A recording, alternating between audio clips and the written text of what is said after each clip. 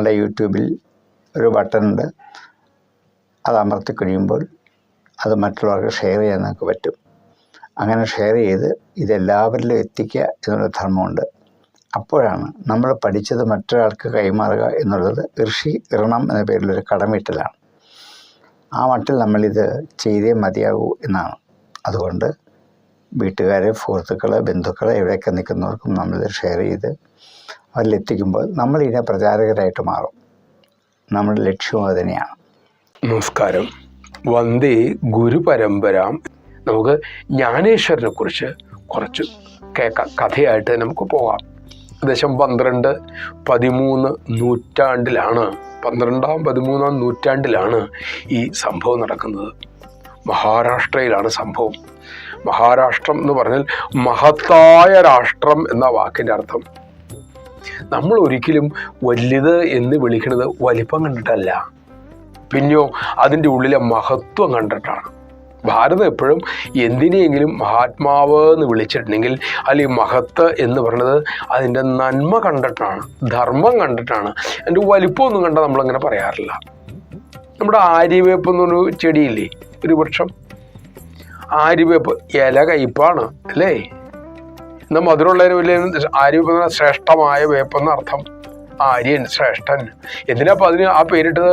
അത് വേര് മുതൽ ഇല മുതൽ പൂ മുതൽ കായ വരെ മുഴുവനും ഔഷധബീജം നിറഞ്ഞതാണ്. അതിൻ്റെ അത്ര ഗുണകരമാണ്. അതുകൊണ്ട് അതിനെ ആര്യവേപ്പ് എന്ന് വിട്ടത്. നമ്മൾ എന്തിനേയും മഹാത്മാവ്, മഹത്ത് എന്ന് വിളിക്കുന്നത് അതിൻ്റെ മേന്മ കണ്ടിട്ടാണ്, അതിൻ്റെ വലിപ്പം കണ്ടിട്ടൊന്നുമല്ല.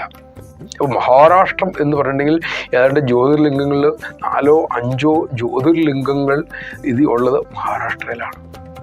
അതുകൊണ്ട് തന്നെ മഹാരാഷ്ട്രമായിട്ട് മാറി. മാത്രമല്ല ധാരാളം പുണ്യാത്മാക്കൾക്ക് ജന്മം കൊടുത്ത പുണ്യഭൂമിയാണ്. അതുകൊണ്ടാണ് അതിനെ മഹത്തായ രാഷ്ട്രം എന്ന അർത്ഥം വരുന്ന മഹാരാഷ്ട്രം എന്ന് വിളിച്ചത്. അവിടെ ഗോദാവരി തീരത്താണ്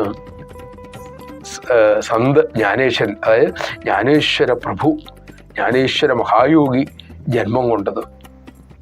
അപ്പം അതിനു മുമ്പ് നമുക്ക് നോക്കാം ഈ ജ്ഞാനേശ്വരൻ്റെ ജീവിതം ചുരുക്കി 2 വാക്യം പറഞ്ഞാൽ, അദ്ദേഹം 15-ാമത്തെ വയസ്സിലാണ് ജ്ഞാനേശ്വരി എന്നറിയപ്പെടുന്ന ഭഗവത്ഗീതയുടെ വ്യാഖ്യാനം, ഭാഷ്യം എഴുതിയത്. ഭഗവത്ഗീതയ്ക്ക് അർത്ഥം പറഞ്ഞത് എന്നർത്ഥം. അദ്ദേഹത്തിൻ്റെ ഗുരുനാഥൻ കൂടിയായ ജ്യേഷ്ഠൻ നിവൃത്തിനാഥ് പറഞ്ഞിട്ട് 15-ാമത്തെ വയസ്സിൽ ഇന്നും അത് ലോകം പഠിച്ചുകൊണ്ടിരിക്കുക. എന്നിട്ട് ഒരു വ്യക്തമായിട്ട് മനസ്സിലാവുന്നില്ല. പിന്നെ അദ്ദേഹത്തിൻ്റെ കൊച്ചു കൊച്ചു ഗ്രന്ഥങ്ങൾ, ആത്മാനുഭവം എന്നൊക്കെ പറഞ്ഞ് വേറെ ഉണ്ട്. പക്ഷെ ഇതാണ് ഏറ്റവും പ്രശസ്തമായത്.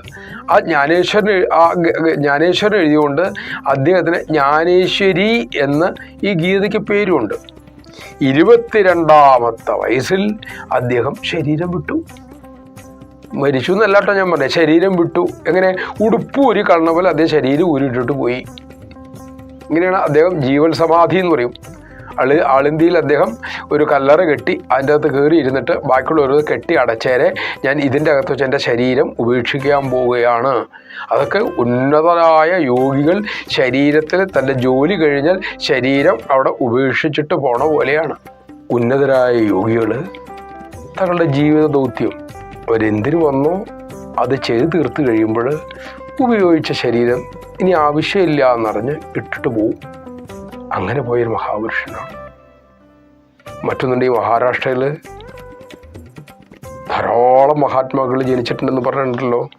അതിലൊന്നാണ് നാമദേവൻ, ഒരു തുന്നൽ പണിക്കാരനായിരുന്നു. വേറെയാണ് ഗോര, അദ്ദേഹം കുടം ഉണ്ടാക്കണ കുശവ സമുദായത്തിൽപ്പെട്ട ആളാണ്. പിന്നെ മെഹർ, അതിൻ്റെ അകത്ത് ജനിച്ചിട്ടുണ്ട് കുറേ. അതായത് നമ്മളിന്ന് ആ വാക്ക് ശരി, അല്ലെങ്കിൽ താഴ്ന്ന ജാതി എന്ന് പറയുമല്ലോ, അല്ലെങ്കിൽ ചണ്ടാലന്മാരെന്നൊക്കെ പറയുമല്ലോ, ആ വിഭാഗത്തിൽ നിന്ന് പോലും മഹാത്മാക്കൾ ജനിച്ചിട്ടുണ്ട്. നമ്മൾ ധാരാളം കേട്ടിട്ടുണ്ട്, ജാതി മതമൊക്കെ കേട്ടിട്ടുണ്ടല്ലോ. നമ്മൾ ഇന്ന് കേട്ട പോലെയുള്ള ജാതി ഭീകരതയൊന്നും ഉണ്ടായിരുന്നില്ല. പകുതി വെറുതെ പറഞ്ഞുണ്ടാക്കുന്നതാണ്. തീർച്ചയായിട്ടും ജാതിയുടെ ദോഷങ്ങൾ ഉണ്ടായിട്ടുണ്ട്. അത് മാറ്റുവാൻ വേണ്ടി പടപൊരുതും നമ്മുടെ മഹാത്മാക്കൾ തന്നെയാണ്.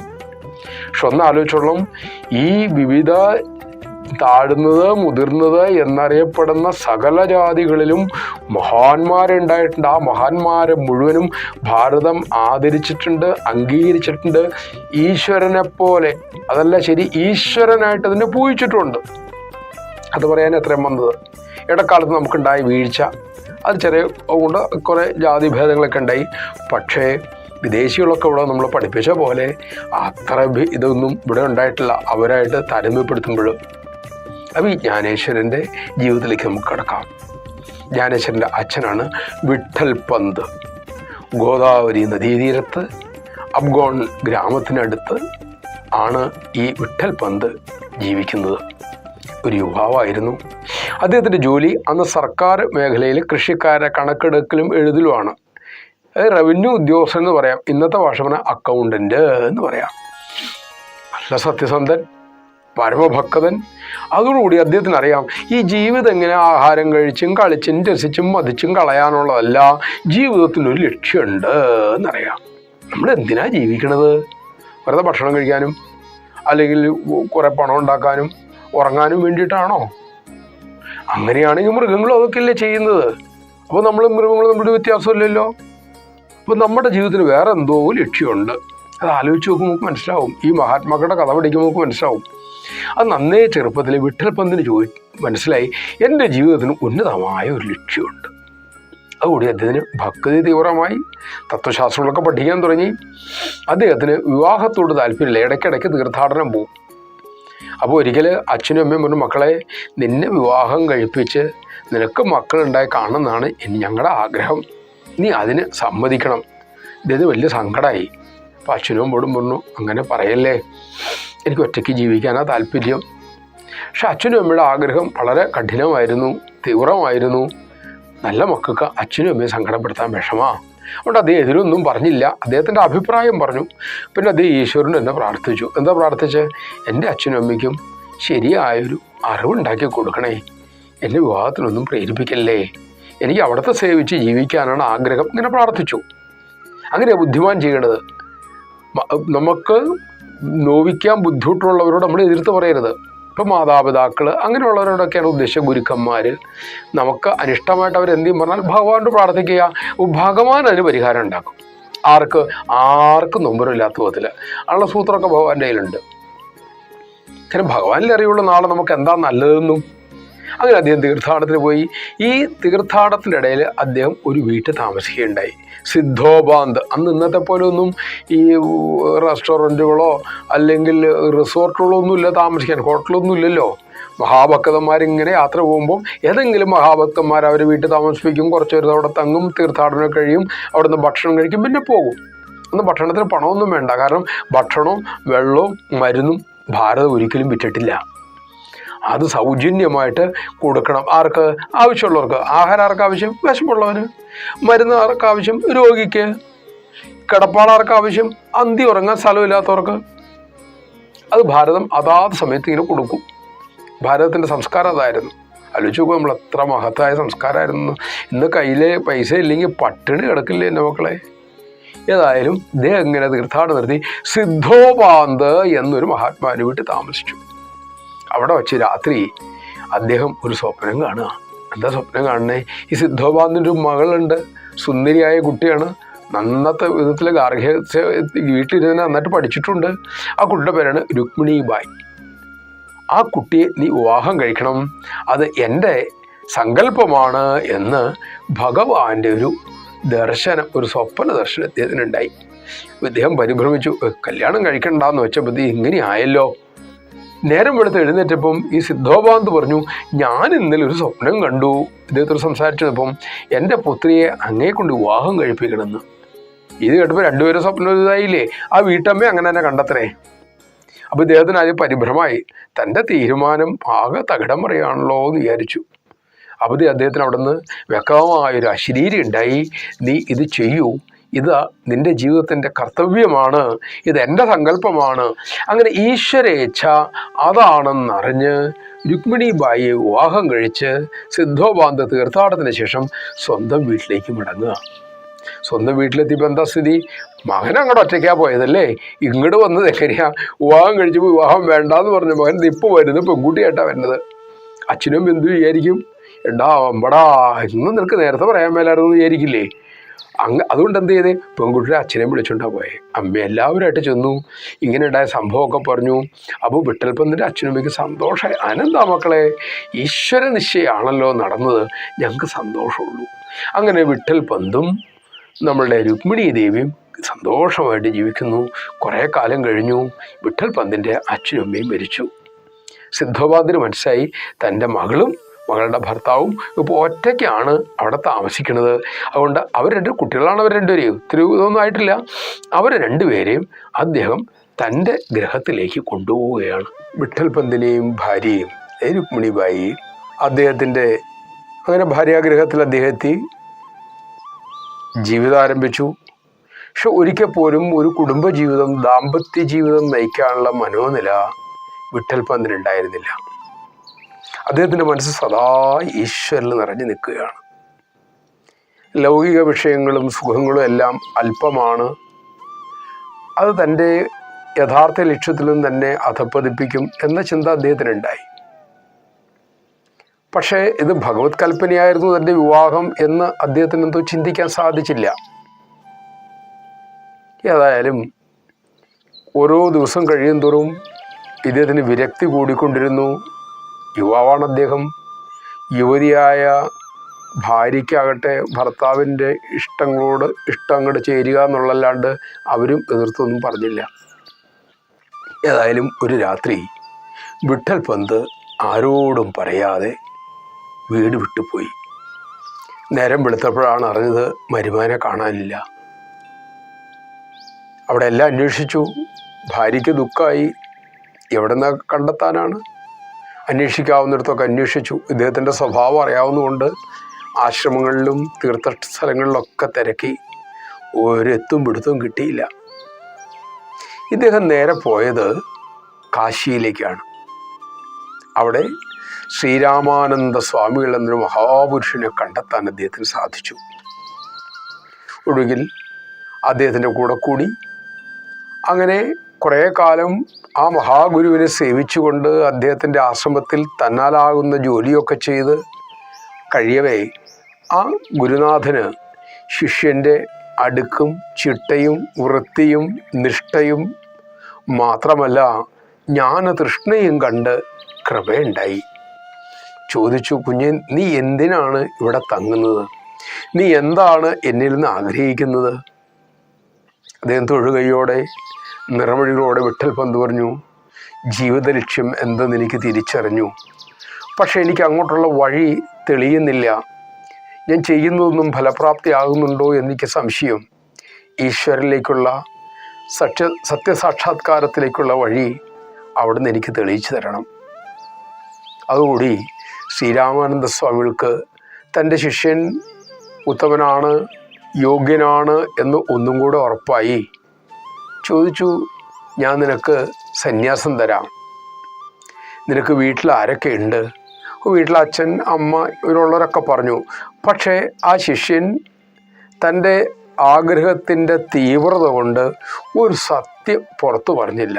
ഏതാണ് ആ സത്യം? താൻ വിവാഹം കഴിച്ചിട്ടുണ്ടെന്നും താൻ ഗൃഹസ്ഥാശ്രമത്തിലേക്ക് പ്രവേശിച്ചതിന് ശേഷം ആ കുടുംബജീവിതം നയിക്കാതെ ഭാര്യ ഇട്ടിട്ട് പോന്നു എന്നുള്ളത് അദ്ദേഹം പറഞ്ഞില്ല. ഗുരു അങ്ങനെ പ്രത്യേകിച്ച് ചോദിച്ചുമില്ല.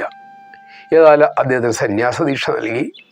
അങ്ങനെ തീവ്രമായ നിഷ്ഠയായ സന്യാസവ്രതം ആചരിച്ചുകൊണ്ട് വിട്ടൽപന്ത് ഗുരുസേവയിൽ മുഴുകി കാശി വിശ്വനാഥനെ ഉപാസിച്ച് കാലങ്ങൾ പോക്കുകയാണ്. ശ്രീരാമാനന്ദ സ്വാമികൾക്ക് ഇടയ്ക്കിടയ്ക്ക് തീർത്ഥാടനം പോണൊരു സ്വഭാവമുണ്ട്. അദ്ദേഹം അങ്ങനെ തീർത്ഥാടനത്തിനിറങ്ങി. ഇതാണ് വിധി ഒന്ന് നിശ്ചയിച്ചിട്ടുണ്ട് എങ്കിൽ അതിനനുസരിച്ച് കാലം നമ്മളവിടെ എത്തിക്കും. അതിലും നല്ലത് എന്താണോ ഈശ്വരൻ നിശ്ചയിച്ച വഴി, അല്ലെങ്കിൽ സദ്ഗുരു നമ്മളെ നയിക്കുന്ന വഴി, അതിലൂടെ ചോദ്യം ചെയ്യാതെ പോകുന്നവനാണ് വിവേകമുള്ളവൻ. ഇല്ലെങ്കിൽ എന്തെങ്കിലും നമുക്ക് ആ വഴിയിലൂടെ പോകേണ്ടി വരും. കാരണം ത്രികാലജ്ഞാനികളായ ആചാര്യന്മാർ നമ്മളെ കൃത്യമായി മനസ്സിലാക്കിയിട്ടാണ് നമുക്കുള്ള വഴി പറഞ്ഞു തരുന്നത്. ഇവിടെ അദ്ദേഹം മറച്ചു വച്ചുവല്ലോ. മാത്രമല്ല ഈശ്വരൻ്റെ ആദേശമായിരുന്നു വിവാഹം കഴിക്കണമെന്നുള്ളതും. ഇത് രണ്ടും അദ്ദേഹം തൻ്റെ ആഗ്രഹത്തിൻ്റെ തീവ്രതയാൽ തള്ളിക്കളഞ്ഞു. നല്ല പർപ്പസിന് വേണ്ടിയിട്ടാണെങ്കിലും തള്ളിക്കളഞ്ഞു. അത് ശരിയല്ല. ഇത് കാലം തെളിയിക്കുകയാണ്.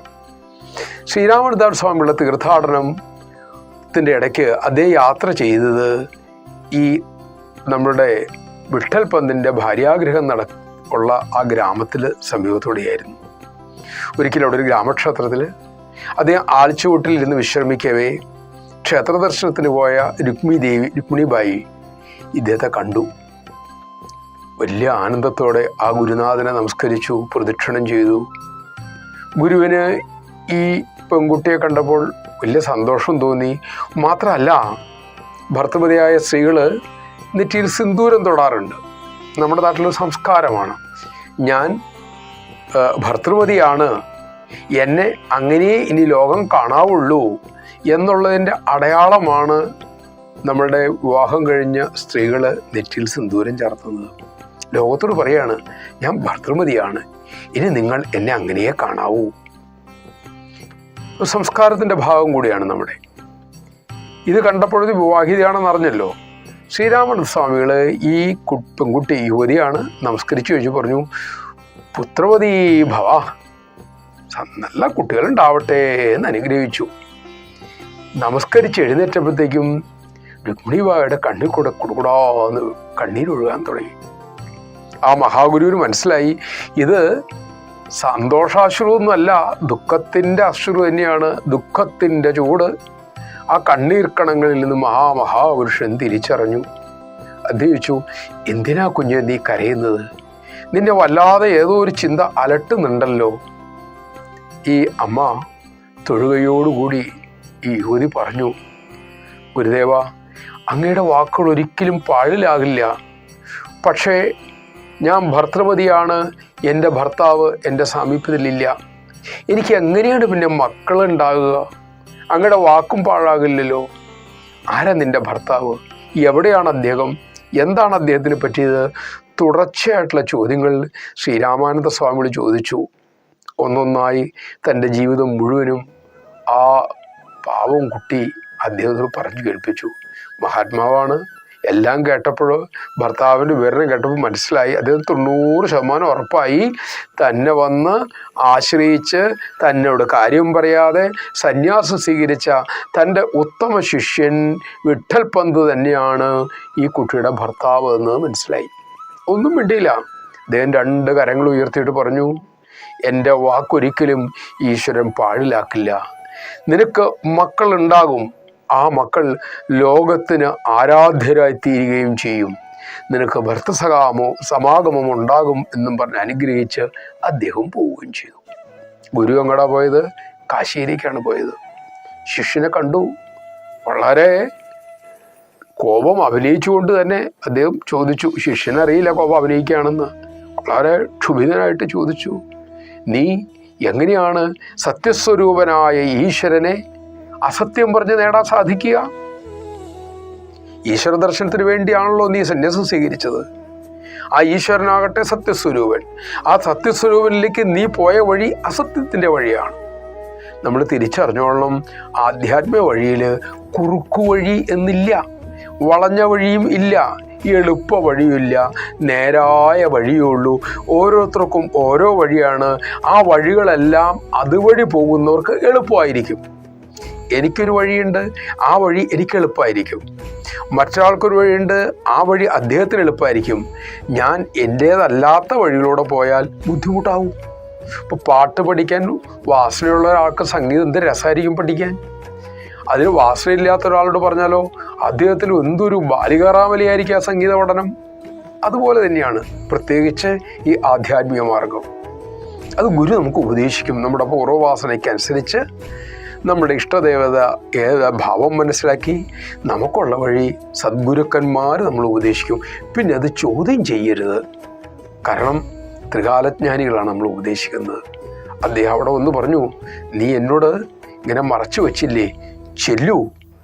ആ പെൺകുട്ടിയുടെ കണ്ണീരിൽ കുതിർന്ന ഒരു ജീവിതം നിനക്കൊരിക്കലും ശാന്തി തരില്ല. എത്രയോ ജന്മങ്ങൾ കഴിഞ്ഞാലും നിന്റെ ലക്ഷ്യവും നിറവേറ്റില്ല. ചെല്ലുക, ഈശ്വര നിശ്ചയമാണ്. നീ ഈശ്വരേച്ഛയ്ക്ക് വഴി കൊടുക്കുക. ആദ്യം ആ സാധു യുവതിയുടെ കണ്ണുനീർ തുടയ്ക്കുക. അവൾക്ക് നല്ലൊരു ജീവിതം നീ സമ്മാനിക്കൂ എന്ന് പറഞ്ഞു. പിന്നെ വിട്ടൽപ്പന്തൊന്നും തിരിച്ചു പറഞ്ഞില്ല. തനിക്ക് പറ്റിയ വീഴ്ച അദ്ദേഹത്തിന് മനസ്സിലായി. ഗുരുവിനെ നമസ്കരിച്ചു, മാപ്പിരുന്നു. അങ്ങനെ അദ്ദേഹം തിരിച്ച് വീട്ടിലേക്ക് ചെല്ലുകയാണ്. ഭർത്താവ് ഒന്ന് കണ്ടു. അദ്ദേഹത്തിന് സിദ്ധോപാന്തന് സന്തോഷമായി. മകള് വിധവയല്ലെങ്കിലും വിധയെപ്പോലല്ലേ ജീവിക്കുക. വിവാഹം കഴിഞ്ഞിട്ട് കുറച്ച് കാലല്ലേ ആയിട്ടുള്ളൂ. മക്കളും ഉണ്ടല്ലോ. ഇവർ ഭാര്യാഭർത്തൃ ജീവിതം പോലും നയിച്ചിട്ടുമില്ല എന്ന് ആലോചിച്ചോളേ. ഏതായാലും ആ കുടുംബത്തിന് സന്തോഷമായി. അദ്ദേഹം തൻ്റെ ഉപാസനയും ഒക്കെ തുടർന്നുകൊണ്ട് തന്നെ ഇങ്ങനെ കുടുംബജീവിതം ആരംഭിച്ചു. ഇവിടെ ഒരു വലിയ പ്രശ്നമുണ്ടായി. ഇന്നും സന്യസിച്ച് കഴിഞ്ഞാൽ പിന്നെ ഗൃഹസ്ഥാശ്രമത്തേക്ക് തിരിച്ചു വരരുത്. അതുകൊണ്ട് സന്യസിക്കാൻ നമ്മൾ തീരുമാനിക്കുമ്പോൾ, പ്രത്യേകിച്ച് ഹൈന്ദവ ധർമ്മത്തിൽ ഒരാൾ സന്യസിക്കാൻ തീരുമാനിച്ചാൽ ആദ്യം എതിർക്കുന്നത് അവൻ്റെ വീട്ടിൽ നിന്നായിരിക്കും, പിന്നെ ഗുരുക്കന്മാരായിരിക്കും. എന്തിനാണെന്നറിയാമോ? ഈ എതിർപ്പിനെയൊക്കെ മറികടക്കാനുള്ള മനോധൈര്യവും പക്വതയും ഉണ്ടോ എന്ന് നോക്കും. പിന്നീട് ഗുരു കഠിനമായ പരീക്ഷണങ്ങളിലൂടെ അവരെ കടത്തിക്കൊണ്ടുപോകും. എന്താ പരീക്ഷണം? എതിർപ്പുകളെ, അവഗണനകളെ, നിന്ദകളെ, ദുഃഖങ്ങളെ, അതുപോലുള്ളതിനൊക്കെ നേരിടാനുള്ള കരുത്തുണ്ടോ? കാരണം സന്യാസം കല്ലും മുള്ളും വിരിച്ച പാതയിലൂടെ നഗ്നപാതനായിട്ട് നടക്കുന്നതിന് തുല്യമാണ്. ലോകത്തിൻ്റെ ക്ലേശങ്ങൾ മുഴുവൻ ഏറ്റെടുക്കാൻ കരുത്തുണ്ടോ എന്ന് ഭഗവാൻ പരീക്ഷിക്കും. അത്ര ശക്തിയുള്ളവർ ഈ സന്യാസത്തിൻ്റെ പാതയിലൂടെ പോയാൽ മതി. സന്യസിക്കാതെ നമുക്ക് ഈശ്വരനെ കിട്ടും. അപ്പം അതിന് കരുത്തുള്ളവർ ആ വഴിക്ക് പോകട്ടെ. അല്ലെങ്കിൽ എന്താ സംഭവിക്കുന്നതെന്നറിയാവോ? സന്യാസമാർഗം ദുഷിക്കും. അവർ മാതൃകയാണ് സമാജത്തിന്. ഇപ്പം നമുക്ക് എത്രയോ പത്രത്തിലൊക്കെ വാർത്ത വരാറില്ലേ? കള്ളത്തരം ചെയ്ത സ്വാമിമാരും സ്വാമിയുടെ വേഷം കിട്ടിയിട്ട് കള്ളത്തരം ചെയ്ത് കിടക്കുന്ന ആൾക്കാരും. ഇതെന്തുകൊണ്ട് സംഭവിക്കുന്നു?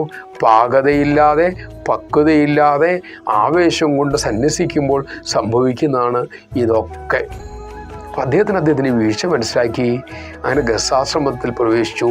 ഈ തിരിച്ചു വന്നപ്പം നാട്ടുകാർക്ക് അതൃപ്തിയായി. കാരണം അന്നത്തെ ഒരു സമ്പ്രദായത്തിനെതിരാണത്. സന്യസിച്ച ഒരാൾ വീണ്ടും ഗൃഹസ്ഥാശ്രമിയാക്കുക, ഇത് അപകടകരമാണ്. സമൂഹത്തിന് തെറ്റായ സന്ദേശമാണ് കൊടുക്കുന്നൊരു വിധയും ആളുകളൊക്കെ ഇദ്ദേഹത്തെ അവജ്ഞയോടുകൂടി നോക്കാൻ തുടങ്ങി. പ്രത്യേകിച്ച് അദ്ദേഹത്തിൻ്റെ സമുദായക്കാർ. ആരാ? ബ്രാഹ്മണര്. അപ്പം അവരെയും കുറ്റം പറഞ്ഞിട്ട് കാര്യമില്ല. അന്നത്തെ ഒരു നിയമം അതാണല്ലോ. ഏതായാലും ചുരുക്കി പറഞ്ഞിട്ടുണ്ടെങ്കിൽ ഭ്രഷ്ട് കൽപ്പിച്ച ഒരു കുടുംബം എങ്ങനെയാണോ ജീവിക്കുന്നത് അതുപോലെയായി അവരുടെ ജീവിതം. അദ്ദേഹം അതെല്ലാം ആ നിന്ദയൊക്കെ ഏറ്റുവാങ്ങി. ഭ്രഷ്ട് കൽപ്പിച്ചൊരു കുടുംബം എത്രയൊക്കെ ബുദ്ധിമുട്ടുള്ള, ആരുടെയും സഹകരണം ഇല്ല, ആരും കണ്ടാൽ മിണ്ടില്ല. ഇവർ ഭഗവാനെ മാത്രം ആശ്രയിച്ച് കുടുംബജീവിതം നയിച്ചു. അവർക്കതിൽ 4 മക്കളുണ്ടായി. ആദ്യത്തെ മകൻ നിവൃത്തിനാഥ്, രണ്ടാമത്തെ മകൻ ജ്ഞാനേശ്വരൻ. നമ്മൾ പറയാൻ പോണ മഹാപുരുഷൻ്റെ കഥയാണ് ജ്ഞാനേശ്വരൻ. മൂന്നാമത്തത് സോപാൻ. ഇതൊരു പെൺകുട്ടിയാണ്, മുക്താബായി. ഈ 4 പേരും മഹാത്മാക്കളായി ഭാരത ചരിത്രത്തിലെ ഉജ്ജ്വല നക്ഷത്രങ്ങളായി മാറി. ഈ 4 കുഞ്ഞുങ്ങളും മിടുക്കരായിട്ട് വളർന്നു. എല്ലാവരും തമ്മിൽ 2 വയസ്സിൻ്റെ വ്യത്യാസമേ ഉള്ളൂ. എന്ത് പറ്റിയെന്ന് വെച്ചിട്ടുണ്ടെങ്കിൽ, ഭ്രഷ്ട് കൽപ്പിക്കപ്പെട്ട സമൂഹത്തിലാണ് കുട്ടികൾ വളരുന്നത്. ഈ കുട്ടികളെ കുടിപ്പള്ളിക്കൂടത്തെ പോലും ആരും കയറ്റിയില്ല. ഉടൻ തന്നെ നമ്മുടെ വിട്ടൽപന്ത് തന്നെ തൻ്റെ മക്കളെ പഠിപ്പിക്കാനുള്ള ചുമതല ഏറ്റെടുത്തു. അച്ഛൻ്റെ ജോലിയാണ് മക്കളെ 2 രീതി കണ്ണു തെളിപ്പിക്കണം എന്ന്. ഈ ലൗകിക ജീവിതത്തിൽ ജീവിക്കാനുള്ള പ്രാപ്തി ഉണ്ടാക്കണം. പിന്നെയോ ആധ്യാത്മിക രീതിയിൽ അകക്കണ്ണും തുറപ്പിക്കണം, പുറക്കണ്ണും തുറപ്പിക്കണം. ഇത് അച്ഛൻ്റെയും അധ്യാപകൻ്റെ ജോലിയാണ്. അച്ഛൻ പുറം ലോകത്ത് ജീവിക്കാൻ പഠിക്കുമ്പോൾ ഗുരുനാഥൻ അകത്തെ ലോകത്ത് ജീവിക്കാൻ പഠിക്കും. അകത്തെ ലോകം എന്ന് വെച്ചാൽ എന്താണെന്നറിയാലോ? നമുക്കുള്ള ദേഷ്യം, നമുക്കുള്ള കാമം, നമുക്കുള്ള അസൂയ, അത്യാഹ്ലാദം, ഇങ്ങനെയുള്ള നമ്മളെ വിഷമിപ്പിക്കുന്ന എല്ലാ വികാരങ്ങളെയും തോപ്പിക്കുക. മാത്രമല്ല, എന്തിന് ജീവിച്ചു? ഈശ്വരനെ കാണാനാണ്. അതിലേക്കുള്ള വഴി തെളിക്കുക. ഇതാണ് അകക്കണ്ണ് തുറപ്പിക്കാൻ ആശാൻ ബാല്യത്തിലെത്തണം. നന്നേ ചെറുപ്പത്തിൽ തന്നെ ഗുരുസന്നിധിയിൽ നമ്മൾ ചെല്ലണം, അല്ലെങ്കിൽ ഗുരു നമ്മുടെ അടുത്ത് വരും. രണ്ടാലും ഒന്ന് ചെയ്യണമെന്ന് പറയും. നമ്മുടെ ഗുരുക്കന്മാർ പണ്ട് ഉപദേശിച്ചിട്ടുള്ളതാണ് ഇതൊക്കെ. അതുകൊണ്ട് ഇവിടെ മറ്റാരും പറഞ്ഞു കൊടുക്കാനില്ലാത്തതുകൊണ്ട് വിട്ടൽ പന്ത് പണ്ഡിതനാണ്. അദ്ദേഹം തന്നെ തൻ്റെ മക്കളെ വേണ്ട ആധ്യാത്മിക കാര്യങ്ങളും അദ്ദേഹം തന്നെ തപസ്യാണല്ലോ ഇത് പഠിപ്പിക്കാൻ തുടങ്ങി. എന്നാലും സമൂഹത്തിലുള്ള ജീവിതം മനസ്സ് മടുത്തു. ഇടയ്ക്ക് വല്ലാതെ വിഷം വന്നപ്പം ഒന്ന് തീർത്ഥാടനത്തിന് പോയേക്കാമെന്ന് വിചാരിച്ചു. അങ്ങനെ അവർ തീർത്ഥാടനത്തിന് ഇറങ്ങുകയാണ്. ഇന്നത്തെ ഭാഷ പറഞ്ഞ ടൂറൊക്കെ പോകണം നല്ലതാണ്. പക്ഷെ പോയി കഴിഞ്ഞു വരുമ്പോൾ നമുക്ക് എന്തെങ്കിലും കിട്ടണം. എന്താ കിട്ടേണ്ടത്? നമ്മുടെ പോക്കറ്റിലോ വീട്ടിൽ അലമാരിലോ വയ്ക്കാനുള്ള കിട്ടിയിട്ട് കാര്യമില്ല. നിങ്ങളൊക്കെ വീട്ടിൽ അലമാരിൽ നോക്കിക്കോളൂ. അവിടെയൊക്കെ പണ്ടൊക്കെ പോയൊരു ടൂറിന് പോയിട്ട് വന്ന് പലതും വച്ചിട്ടുണ്ടാവും. അതൊക്കെ പൊടി പിടിച്ചിരിക്കുമായിരിക്കും. പക്ഷെ കിട്ടേണ്ടത് അകത്താണ്. അറിവ് ഒരിഞ്ചെങ്കിലും ഒന്ന് ഉയർന്നാൽ, മനസ്സ് കുറച്ചെങ്കിലും ഉന്നത നിലയത്തിലെത്തിയാൽ അതാണ് കിട്ടേണ്ട ധനം. അതെവിടെയാണ് കിട്ടുക? അത് മഹത്തുക്കളുള്ള സ്ഥലങ്ങളിലേ കിട്ടൂ. മഹത്തുക്കളുള്ള സ്ഥലങ്ങളാണ് മഹാക്ഷേത്രങ്ങളും പുണ്യസ്ഥലങ്ങളൊക്കെ. അവിടെ മഹത്തുക്കൾ നമ്മൾ ഉദ്ദേശിച്ച സജ്ജനങ്ങളെയാണ്. അവർക്കാണ് നമ്മുടെ ജീവിതത്തിലേക്കുള്ള തെളിമയുള്ള കാര്യങ്ങൾ പറഞ്ഞു തരാൻ സാധിക്കുകയുള്ളൂ. എന്തുകൊണ്ട്? അവരങ്ങനെ ജീവിച്ചവരാണ്, അവരത് കണ്ടവരാണ്. അങ്ങനെ ഇദ്ദേഹം തീർത്ഥാടനത്തിന് പോയി. അന്നത്തെ കാലല്ലേ, മിക്കവാറും ഒരു ഗ്രാമം, പിന്നെ കാട്, പിന്നെ ഗ്രാമം, നഗരങ്ങൾ കുറവാണ്. ഇങ്ങനെ യാത്ര ചെയ്തുകൊണ്ട് ഒരിക്കൽ അവർ കാട്ടിലൂടെ യാത്ര ചെയ്യുന്ന സമയം സന്ധ്യയായി. പെട്ടെന്ന് മഴക്കാർ വന്നു മൂടി. അപ്പം സ്വതവേ വനത്തിലിരുട്ടാണ്. കാർമേഘം കൂടി വന്നാലോചിച്ച് നോക്കൂ. അതിലൂടെ പേമാരിയും തുടങ്ങി. ദിക്ക് കിട്ടാണ്ടായി. കുറച്ചുകൂടി ഈ വന്യമൃഗങ്ങളുടെ ശബ്ദം കേട്ടു. ഇതിനിടയ്ക്ക് ഒരു കടുവയുടെ ഭീകരമായ അലർച്ച അവർ കേട്ടു. കടുവയെ കാണുകയും ചെയ്തു. സ്വാഭാവികമായിട്ടും ഭയന്നു പോയി. എല്ലാവരും ചെതറി 4 ഭാഗത്തേക്ക് ഓടാൻ തുടങ്ങി. നിവൃത്തിനാഥും ജ്ഞാനേശ്വരനും സോപാനും മുക്തിവായും വിട്ടൽ പന്തും അദ്ദേഹത്തിൻ്റെ ഭാര്യയും 4 ഭാഗത്തേക്കും ചെതറി ഓടി. പിന്നീട് കുറേ കഴിഞ്ഞപ്പോൾ അവരെല്ലാം കണ്ടുമുട്ടി. അപ്പോൾ ഒരാളെ കാണാനില്ല. ആരാണ്? ഏറ്റവും മൂത്ത മകനായ നിവൃത്തനാഥനെ കാണാനില്ല. അവരവിടെ എല്ലാം തെരഞ്ഞു. തെരയാവുന്ന രാത്രി വിളിക്കാനല്ലേ പറ്റുള്ളൂ. അങ്ങനെ ഉറക്കെ വിളിച്ചു. ഒരു മറുപടിയും കിട്ടിയില്ല. വളരെ സങ്കടത്തോടു കൂടി ആ ദുർവിധിയെ സ്വീകരിച്ചുകൊണ്ട് തന്നെ ഈ ശേഷിച്ച 3 മക്കളും അച്ഛനും അമ്മയും അളിയന്തിയിലേക്ക് തിരിച്ചെത്തി. അവരുടെ ജന്മനാട്ടിലേക്ക് തിരിച്ചെത്തി. അങ്ങനെ ആ മകൻ നഷ്ടപ്പെട്ടു എന്ന ദുഃഖത്തോടെ അവരോട് ജീവിക്കിങ്ങനെ കാലം കഴിക്കുകയാണ്. കുറേ കാലം കഴിഞ്ഞു. ഏതാണ്ട് മാസങ്ങൾ കഴിഞ്ഞപ്പോഴത്തേക്കും ഒരു ദിവസം ഈ നിവൃത്തിനാഥ് വീട്ടിലെത്തി. അത്ഭുതപ്പെട്ടുപോയി. എങ്ങനെയാ മക്കളെ നീ രക്ഷപ്പെട്ടെന്ന് വെച്ച് പറഞ്ഞു. അന്ന് ആ കടുവ അലറിയപ്പോൾ ഞാൻ ഓടിയത് എങ്ങടാന്ന് എനിക്ക് അറിയില്ലല്ലോ, ഇരുട്ടല്ലേ.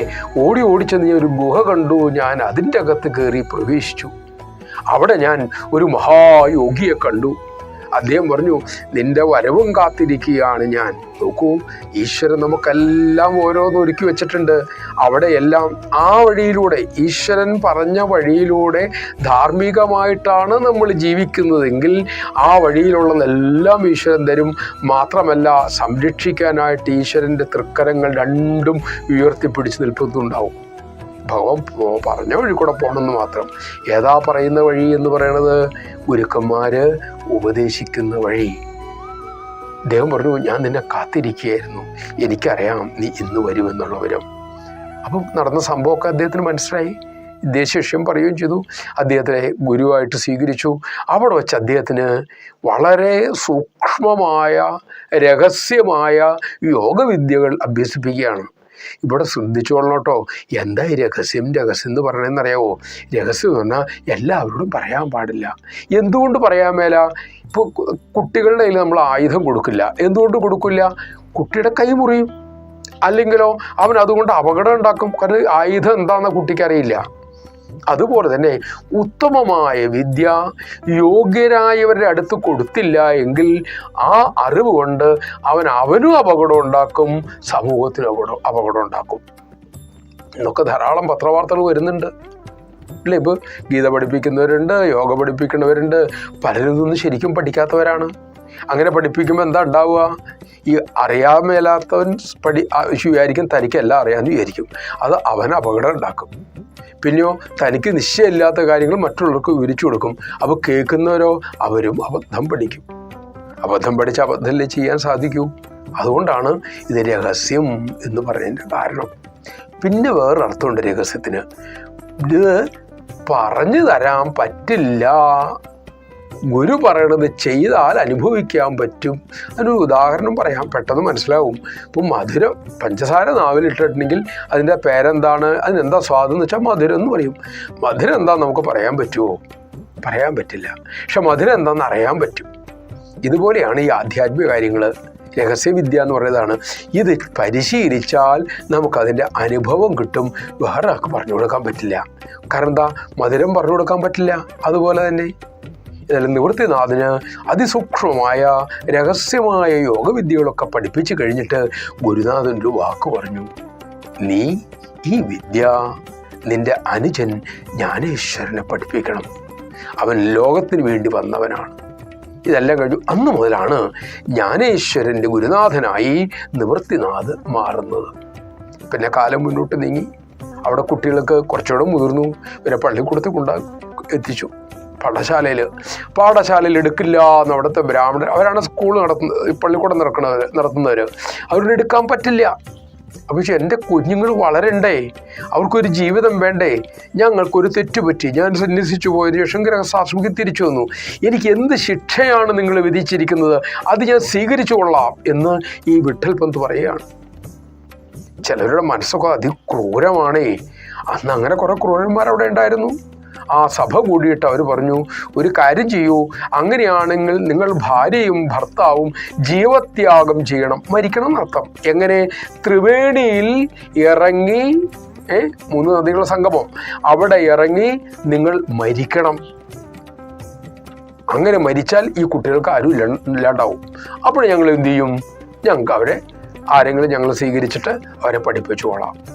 തൻ്റെ മക്കൾക്ക് സദ്ഗതി വരണേ എന്നുള്ള പ്രാർത്ഥന മൂലം, ആ ആഗ്രഹം മൂലം, തീവ്രമായ ആ പുത്രസ്നേഹത്താൽ ആ മാതാപിതാക്കളെ വിഠൽ പന്തും ഭാര്യയും ത്രിവേണി സംഗമത്തിലേക്ക് ഇറങ്ങിച്ചെന്ന് അവരുടെ 2 പേരുടെ ശരീരം ത്യജിക്കുക.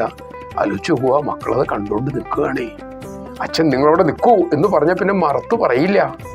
പേടിച്ചിട്ടല്ല, അച്ഛൻ പറഞ്ഞ വാക്ക്, അമ്മ പറഞ്ഞ വാക്കിനപ്പുറം ഒരു വാക്ക് പാടില്ല എന്നുള്ള നിശ്ചയം. അതിനുശേഷം കുട്ടികൾ തിരിച്ച് ഗ്രാമത്തിലെത്തി. ഈ സഭയിൽ ചെന്നിട്ട് പറഞ്ഞു, ഇനി ഞങ്ങളെ നിങ്ങൾ സ്വീകരിക്കൂ, ഞങ്ങൾക്ക് പഠിപ്പിക്കാനുള്ള ഏർപ്പാട് ചെയ്തു. അപ്പോഴാണ് അവരവരുടെ തനിനിറം പറഞ്ഞത്, നിങ്ങളെ എന്തായാലും ഞങ്ങൾക്ക് പഠിപ്പിക്കാൻ പറ്റില്ല, പഠിപ്പിക്കുന്ന പ്രശ്നവും ഉദിക്കുന്നില്ല എന്ന് പറയുകയാണ്. കിട്ടിയ പോലെ ആയിരുന്നു ആ വാർത്ത. അവർക്ക് മാതാപിതാക്കൾ നഷ്ടപ്പെട്ടു. ഗ്രാമത്തിൽ ഇനി അവർക്ക് ആരുമില്ല. ഈ സാഹചര്യമാണ് ഇപ്പോൾ അവർക്കുള്ളത്. ഇനി തങ്ങളുടെ നാടായ ആളിന്ത്യയിൽ നിന്നിട്ട് കാര്യമില്ല എന്ന് മനസ്സിലായി. പിന്നെ ഇപ്പം എന്താ ചെയ്യുക? അങ്ങനെ അവർ പൈഠാണിലേക്ക് യാത്രയാവുകയാണ്. മഹാരാഷ്ട്ര തന്നെയാണ് ആ സ്ഥലം. എന്താ അവിടുത്തെ പ്രത്യേകത? അവിടെയാണ് മതകോടതിയുടെ ഏറ്റവും വലിയ ആസ്ഥാനം. ഇന്നത്തെ ഭാഷ പറഞ്ഞാൽ സുപ്രീം കോടതി എന്ന് പറയാം. ധർമ്മപീഠം എന്നാണ് അത് അറിയപ്പെട്ടിരുന്നത്. അപ്പോൾ ധർമ്മപീഠത്തിൻ്റെ വാക്കാണ് അവസാന വാക്ക്. പൈഠാണിലെ ധർമ്മപീഠം വിധിച്ചാൽ അതിൻ്റെ അപ്പുറം ഒന്നുമില്ല. എന്നാൽ അങ്ങോട്ട് പോയേക്കാം. അങ്ങനെ നിവൃത്തിനാഥും ജ്ഞാനേശ്വരനും സോപാനും ഒരു സഹോദരിയായ മുക്തിബായികളും കൂടിയിട്ട് പൈഠാണിലെത്തി. അവിടുത്തെ പണ്ഡിതന്മാരെ കണ്ടു. അവർ പറഞ്ഞു, ഞങ്ങൾക്ക് ഇങ്ങനെയൊക്കെ സംഭവിച്ചു. അച്ഛൻ്റെ ചരിത്രം പറഞ്ഞു. ഇപ്പം ഞങ്ങൾക്ക് മാതാപിതാക്കളില്ല, ഞങ്ങൾക്ക് വേണ്ടി അവർ ശരീരത്യാഗം ചെയ്തു, ഞങ്ങളെ സ്വീകരിക്കണം, ഞങ്ങൾ സമ്പ്രദായത്തിലുള്ള ദീക്ഷകളൊക്കെ തരണം, ഞങ്ങളെ സമാജത്തിൽ ഉൾപ്പെടുത്തണം എന്ന കുട്ടികൾ പ്രാർത്ഥിച്ചു. എല്ലായിടത്തും അഹങ്കാരികളുണ്ട്, അവിടെയും ഉണ്ടായിരുന്നു. അതിലൊരു ബ്രാഹ്മണ പണ്ഡിതൻ പറഞ്ഞു, നിങ്ങളുടെ പേരെന്തൊക്കെയാണ്, കേൾക്കട്ടെ എന്ന് പറഞ്ഞു. അപ്പോൾ ഓരോരുത്തരുടെ പേര് പറഞ്ഞു. ജ്ഞാനേശ്വരൻ പറഞ്ഞു, എൻ്റെ പേര് ജ്ഞാനേശ്വർ. ഓഹോ, ജ്ഞാനേശ്വരൻ, അതായത് ജ്ഞാനത്തിൻ്റെ ഈശ്വരൻ എന്ന് പറഞ്ഞാൽ ജ്ഞാനത്തെ നിയന്ത്രിക്കുന്നവൻ, ജ്ഞാനാധികാരി അല്ലേ, ജ്ഞാനത്തിന് അധികാരിയായവൻ. അപ്പോൾ വേണ്ടുവോളം ഉണ്ടാവുമല്ലോ ജ്ഞാനം കയ്യിൽ അല്ലേ എന്ന് വെച്ച് പരിഹസിച്ചുകൊണ്ട് ആ കുഞ്ഞിനോട് ചോദിച്ചത്. കൊച്ചുകുട്ടികളാണ്, 10-12 വയസ്സൊക്കെ ഉണ്ടാവുള്ളൂ. ഈ കുട്ടി വളരെ ശാന്തമായി നിഷ്കളങ്കമായി ജ്ഞാനേശ്വരൻ പറഞ്ഞു, ഉവ്വ് അങ്ങ് പറഞ്ഞത് ശരിയാണ്, എല്ലാ ജ്ഞാനങ്ങളും എനിക്കുണ്ട്. ഈ പ്രപഞ്ചത്തിൽ കാണുന്ന സകലതും എൻ്റെ തന്നെ പ്രതിച്ഛായയാണ്. അങ്ങും ഈ കാണുന്ന മൃഗങ്ങളും മനുഷ്യരും ഇവിടുത്തെ പണ്ഡിതന്മാരും, എന്തിന് പ്രപഞ്ചത്തിലെ സകല ചരാചരങ്ങളും എൻ്റെ തന്നെ നിഴലാണ്. ആ അറിവ് എനിക്കുണ്ട്. വിനയത്തോടുകൂടി അത് പറഞ്ഞത്. പക്ഷേ അപ്പുറത്തിരുന്ന ആൾക്കാർക്ക് സുഖിച്ചില്ല. അവർക്ക് ദേഷ്യം വന്നു. കൊച്ചുവായിലെ വലിയ വാക്കുകൾ പറയണു. ഒരാൾ പറഞ്ഞു, ആഹാ, കുറെ വേദാന്തമൊക്കെ കാണാപ്പാഠം പഠിച്ചിട്ടുണ്ടല്ലോ, നന്നായി പ്രസംഗിക്കുന്നുണ്ടല്ലോ, അപ്പോൾ അങ്ങനെയാണെങ്കിൽ നിനക്ക് എന്തു പറയാല്ലേ? ഉവ്. അപ്പോഴാണ് അതുവഴി ഒരു രസകരമായ സംഭവം ഉണ്ടായി. ഒരാൾ ഒരു പോത്തിനെയും കൊണ്ട് അതുവഴി വന്നു. അപ്പോൾ ചോദിച്ചു, അങ്ങനെയാണെങ്കിൽ ഈ പോത്തും നിന്റെ തന്നെ നിഴലല്ലേ? അതെ, എന്തിനു സംശയിക്കണം, എൻ്റെ തന്നെ, ഞാൻ തന്നെ അതും. അപ്പം നിനക്ക് ഭേദം അറിയാവുന്നതുപോലെ ഈ പോത്തിനും ഭേദം അറിയാമായിരിക്കുമല്ലോ. ആ ചോദ്യത്തിലെ പരിഹാസം മനസ്സിലായല്ലോ. അപ്പം ഇദ്ദേഹം പറഞ്ഞു, ഉവ്, ആ പോത്തും വേദം ചൊല്ലും, എന്തിനാ സംശയിക്കേണ്ടത്? അതിലുള്ള ചൈതന്യവും എന്നിലുള്ള ചൈതന്യവും ഒന്ന് തന്നെയല്ലേ? അങ്ങനെയാണെങ്കിൽ നിനക്കത്ര ജ്ഞാനമുള്ള സ്ഥിതിക്ക് ആ പോത്തിനെ കൊണ്ടൊന്ന് വേദം ചൊല്ലിക്കൂ, ഞങ്ങളൊന്ന് കേൾക്കട്ടെ. അപ്പോൾ തികഞ്ഞ പരിഹാസമായി. സ്വാഭാവികമായിട്ടും അതിൽ കുട്ടികൾ പരാജിതരായി തിരിച്ചു പോകുമല്ലോ. ജ്ഞാനേശ്വരൻ ശാന്തമായിട്ട് എഴുന്നേറ്റു, സദസ്സിനെ തൊഴുതു. ആണ് അറിവുള്ളവൻ്റെ വിനയം എപ്പോഴും അങ്ങനെയാണ്. അദ്ദേഹം വെല്ലുവിളിയൊന്നുമില്ല, തോപ്പിച്ച് കാണിച്ചാൽ എന്നുള്ള ഭാവമില്ല. കാരണം അദ്ദേഹം ആരെ തോപ്പിക്കാനാ? അങ്ങനെ ചിന്തയില്ലല്ലോ. നേരെ പോത്തിൻ്റെ അടുത്ത് ചെന്നു, മെല്ലെ അതിനെ തൊട്ടു. എന്നിട്ട് പറഞ്ഞു, അല്ലയോ ബ്രഹ്മസ്വരൂപിയായ ആത്മസ്വരൂപിയായ മഹിഷമേ, മഹിഷം എന്ന് പറഞ്ഞ പോത്ത്, മഹിഷമേ, അങ്ങ് വേദം ചൊല്ലൂ. അങ്ങയ്ക്ക് ഇതറിയാമോ എന്ന കാര്യത്തിൽ ഇവിടുത്തെ ചില പണ്ഡിതന്മാർക്ക് സംശയമുണ്ട്. അവരുടെ സംശയം നിവർത്തിക്കാൻ വേണ്ടിയിട്ട് അങ്ങ് വേദം ചൊല്ലിയാലും. ഇദ്ദേഹത്തിൻ്റെ സ്പർശനം, ഈ ശാസനം, ഈ കൽപ്പന അത് കേട്ടതും പോത്തൊന്ന് തലയൊന്ന് കുടഞ്ഞു. അതിസുന്ദരമായി സ്ഫുടമായി തെറ്റുകളില്ലാതെ ഋഗ്വേദത്തിലെ ഒരു സൂക്തം ജപിക്കാൻ തുടങ്ങി. ചുറ്റുമുള്ളവരുടെ അവസ്ഥ നിങ്ങളൊന്ന് ചിന്തിച്ചു നോക്കിയാൽ മതി. പണ്ഡിതന്മാർ ഞെട്ടിപ്പിടഞ്ഞെഴുന്നേറ്റു. ഇവരെല്ലാം ഓടി വന്ന് ഈ 4 കുട്ടികളെയും നമസ്കരിച്ചു. അവർ പറഞ്ഞു, അങ്ങ് മഹാജ്ഞാനിയാണ്, പണ്ഡിതനാണ്. നിങ്ങളെ എന്ത് പ്രായശ്ചിത്തകർമ്മം ചെയ്ത് ഞങ്ങൾക്കിനി ശുദ്ധീകരിക്കാനാണ്? നിങ്ങളുടെ സ്പർശനം കൊണ്ടും സംഭാഷണം കൊണ്ടും ശുദ്ധരാകേണ്ടത് ഇപ്പോഴും ഞങ്ങളാ, നിങ്ങളല്ല. ഞങ്ങളോട് പൊറുക്കണം, ഇനി ഇവിടെ ഒരു നിമിഷം നിൽക്കാനില്ല എന്ന് പറഞ്ഞു. രസം എന്താ വെച്ചിട്ടുണ്ടെങ്കിൽ ഈ പോത്തിൻ്റെ ഉടമ ഒരു മുസ്ലിമാണേ. അപ്പം അദ്ദേഹം പറഞ്ഞു, എനിക്കിനി ഇതിനെ വേണ്ട എന്ന് പറഞ്ഞു. ഇതെങ്ങാനും വീട്ടിൽ ചെന്ന് ഇതുപോലൊക്കെ ചൊല്ലേ, എൻ്റെ അവസ്ഥയൊന്നും ആലോചിച്ച് നോക്കൂ. അതുകൊണ്ട് ഇതിനെന്താന്നുള്ള കുറച്ച് പൈസ ഇങ്ങോട്ട് തന്നിട്ടുണ്ടെങ്കിൽ ഞാൻ അതുകൊണ്ട് പൊക്കോളാം, ഇനി ഇതിനെ കൊണ്ട് ഞാൻ പോവില്ല എന്ന് പറഞ്ഞു. അപ്പോൾ അവിടെ ഉള്ളവരൊക്കെ കുറേയൊക്കെ ധാരാളം പണം സംഘടിപ്പിച്ചു വരും. വേദം ജീവിക്കണ ബോധമല്ലേ ഇദ്ദേഹത്തിന് കൊടുത്തു. അതുകൊണ്ട് പോയി അദ്ദേഹം. ഈ പോത്തിന് ആർക്ക് വേണം? ആർക്കും പോത്തിനെ വേണ്ട, പേടിയാണ്. ഒരിക്കൽ സരസമായിട്ടൊരു പ്രഭാഷണം പറഞ്ഞു, ഇതിനെ കൊണ്ടെങ്ങാനും പോയി വീട്ടിൽ ചെയ്ത് കെട്ടിയിട്ടാൽ രാവിലെ നമ്മൾ വേദം ചെല്ലുമ്പോൾ തെറ്റ് വന്ന പോത്ത് തിരുത്തി തന്നുള്ള അവസ്ഥ ഒന്ന് ആലോചിച്ച് നോക്കൂ. ഏതായാലും പിന്നീട് അതിന് അവിടെ ഒരു സമാധി മന്ദിരം ഉണ്ടായി എന്നൊക്കെയാണ് ചരിത്രം പറയുന്നത്. ഇതെന്താ വെച്ചിട്ടുണ്ടെങ്കിൽ ഒരു മഹാപുരുഷൻ, ഒരു ജ്ഞാനി, ആത്മസാക്ഷാത്കാരം കിട്ടിയ ഒരു വ്യക്തി എന്തിനോട് ആജ്ഞാപിച്ചാലും അത് നമ്മുടെ ദൃഷ്ടിയിൽ ജീവനുള്ളതോ ജീവനില്ലാത്തോ എന്തോ ആകട്ടെ, എല്ലാറ്റിൻ്റെ ഉള്ളിൽ ആ പരമ്പൊരുൾ പല വിധത്തിൽ കിടപ്പുണ്ട്. ചിലതിന് പ്രകാശം കൂടായിരിക്കും, ചിലതിന് പ്രകാശനം കുറവായിരിക്കുന്നേ ഉള്ളൂ. ഒരു ജ്ഞാനി ഇങ്ങനെ ചെയ്യൂ, ഇങ്ങനെ ആകട്ടെ എന്ന് പറഞ്ഞാൽ അതങ്ങനെ നടന്നേ തീരൂ. കാരണം ഈ മായയിൽ എന്തും സംഭവിക്കാം, സംഭവിപ്പിക്കാനും ഒരു ജ്ഞാനിക്ക് സാധിക്കും എന്നുള്ളത് പകല് പോലെ സത്യമാണ്. ആധ്യാത്മശാസ്ത്രം പഠിച്ചിട്ടുള്ളവർക്ക് ആ കാര്യത്തിൽ ഒട്ടും സംശയമില്ല. ഇങ്ങനെയൊക്കെ പറ്റുമോ എന്ന് ചോദിക്കുന്നവർക്ക് പലർക്കും ഈ ശാസ്ത്രത്തെക്കുറിച്ച് വ്യക്തമായ ഒരു ധാരണയില്ലാത്തതുകൊണ്ടാണ്. ഒരിക്കൽ ഓർമ്മ വരുന്നത്, സത്യസായി ബാബ ഒരിക്കൽ നമ്മുടെ ഡോക്ടർ ഭഗവന്തത്തിന് ഒരു മോതിരം ഉണ്ടാക്കി കൊടുത്തു, സ്വർണ്ണമോതിരം. സത്യസായി ബാബ ഇങ്ങനെ വസ്തുക്കളൊക്കെ ഉണ്ടാക്കി കൊടുക്കുന്ന ആളാണെന്നുള്ള എല്ലാവരും കേട്ടിട്ടുണ്ട്. ഇദ്ദേഹത്തിന് സ്വർണ്ണ മോതിരം ഉണ്ടാക്കി കൊടുത്തു. ഇദ്ദേഹം ശാസ്ത്രജ്ഞനാണ്. അപ്പം ഇദ്ദേഹത്തിന് സംശയം, ഇത് ശരിയായ സ്വർണം തന്നെയാണോ? അതറിയാൻ വേണ്ടി ഇദ്ദേഹം മുറി ചെന്നപ്പം ഈ സ്വർണം ലയിക്കുന്നൊരു ലായനിയുണ്ട്, ഹൈഡ്രോക്ലോറിക് ആസിഡും സൾഫ്യൂരിക് ആസിഡും ചേർത്തുണ്ടാക്കുന്ന ഒരു മിശ്രിതമാണ്, അക്വാറീജിയ എന്നാണ് എൻ്റെ പേര്. അപ്പോൾ ആ ഒരു മിശ്രിതം ഉണ്ടാക്കിയിട്ട് അതിൽ ഇത് ലയിക്കുമെന്നറിയാൻ പരീക്ഷണം നടത്തുകയാണ്. ഇത് ചെയ്തുകൊണ്ടിരിക്കുമ്പോൾ വാതിൽ മുട്ട് കേട്ടു. ഇദ്ദേഹം കടന്നു വന്നോളൂ എന്ന് പറഞ്ഞു. പക്ഷെ അപ്രതീക്ഷിതമായിട്ട് കടന്നു വന്ന് ഇദ്ദേഹം പ്രതീക്ഷിക്കാത്ത ആളാ ഭഗവാൻ സത്യസായി ബാബ. ഇദ്ദേഹം പരിഭ്രമിച്ചു പോയി. സ്വാമി തന്ന മോതിരം എടുത്ത് പരീക്ഷണം നടത്തുകയല്ലേ. ഭഗവാൻ ചിരിച്ചോണ്ട് പറഞ്ഞു, ആട്ടെ, നിന്റെ പരീക്ഷണം നടന്നോട്ടെ, എൻ്റെ സ്വർണം, അതായത് ഞാൻ ഉണ്ടാക്കിയ സ്വർണം നടത്തും, എൻ്റെ സ്വർണം നിന്റെ ഈ സൊല്യൂഷനിൽ ലയിക്കില്ല, അത് വേറെ സ്വർണ്ണമാണ്. അതെന്തുകൊണ്ടാണെന്ന് കേട്ടോളൂ. എൻ്റെ ഈ പ്രവർത്തനത്തിൻ്റെ പുറകിലും ഒരു ശാസ്ത്രമുണ്ട്.